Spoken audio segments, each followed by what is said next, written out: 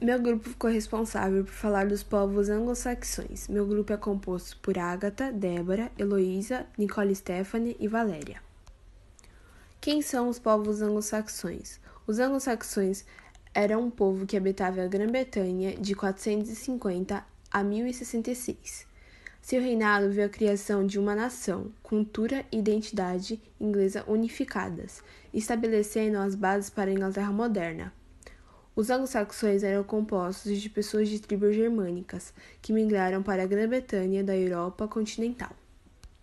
A cultura anglo-saxônica visível pode ser vista na cultura material de edifícios, estilos de vestimenta, textos iluminados e bens de sepultura. Por trás da natureza simbólica desses emblemas culturais, há fortes elementos de laços tribais e de senhorio. A elite se declarou reis que desenvolveram burhs, fortificações ou assentamentos fortificados, e identificaram seus papéis e povos em termos bíblicos. Acima de tudo, como observou Helena Haberl, os grupos de parentes locais e ampliados permaneceram a unidade essencial de produção em todo o período anglo-saxão. Os efeitos persistem no século XXI, segundo o estudo publicado em março de 2015. A composição das populações britânicas hoje mostra divisões das unidades políticas tribais no início do período anglo-saxão. Os laços de lealdade a um senhor eram para sua pessoa, não para sua posição. Não havia um conceito real de patriotismo ou lealdade a uma causa. Isso explica por que as dinastias cresceram e diminuíram tão rapidamente. Um reino era tão forte quanto seu líder rei. Não havia administração ou burocracia subjacente para manter qualquer ganho além do tempo de vida de um líder. A cultura dos anglo-saxões foi especialmente solidificada e cultivada pelo rei Alfredo. Os principais reinos haviam crescido, absorvendo principados menores, e os meios pelos quais eles fizeram isso e o caráter que seus reinos adquiriram como resultado representam um dos principais temas do período saxão médio. Um rei bom foi um rei generoso que ganhou apoio que garantiria sua supremacia sobre outros reinos através de sua riqueza. As digressões do rei Alfredo, em sua tradução da Consolação da Filosofia de Boécio, forneceram estas observações sobre os recursos de que todo rei precisava. No caso do rei, os recursos e ferramentas para governar são que ele tem sua terra totalmente ocupada. Ele deve ter homens de oração, homens de combate e trabalhadores. Outro aspecto de seus recursos é que ele deve ter os meios de apoio para suas ferramentas, as 3 classes de homens. Esses, então, são os seus meios de apoio: terra para viver, presentes, armas, comida, cerveja, roupas e tudo o que for necessário para cada uma das 3 classes de homem.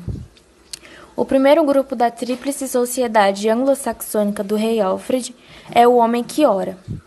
O segundo elemento da sociedade de Alfredo é lutar contra homens. O assunto da guerra e dos anglo-saxões é curiosamente negligenciado. No entanto, é um elemento importante de sua sociedade. O terceiro aspecto da sociedade de Alfredo é o trabalho dos homens. Helena Haberl sugeriu que o modelo predominante de vida profissional e assentamento particular do período inicial era o de mudar de assentamento e construir parentesco tribal. O período midi-saxão viu a diversificação, o desenvolvimento de cercados, o início do sistema Toft, o manejo mais próximo da pecuária, a expansão gradual do arado de moldes, as parcelas informalmente irregulares e uma maior permanência, com maior consolidação de assentamentos depois disso, prenunciando as aldeias pós-conquista. Os períodos posteriores viram uma proliferação de recursos de serviço, incluindo celeiros, moinhos e latrinas, mais marcadamente em sites de altos status.